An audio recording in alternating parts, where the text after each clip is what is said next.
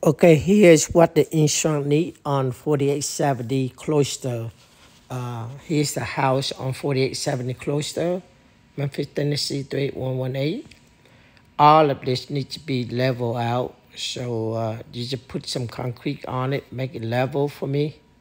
On a driveway nearby the carport and go straight back to the garage. That one would have to be level so it won't be hazy. Like people can strip on it and fall.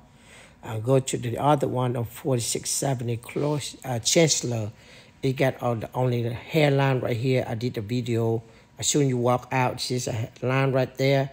Need to be level out right there. Just scratch them up, level out. Cross street from it to 3291 Chancellor. You get both, so you can see the line right here and on the front of the house. I didn't do the video on it, but the picture of it. And also on the back, we need to cut the tree and remove them out.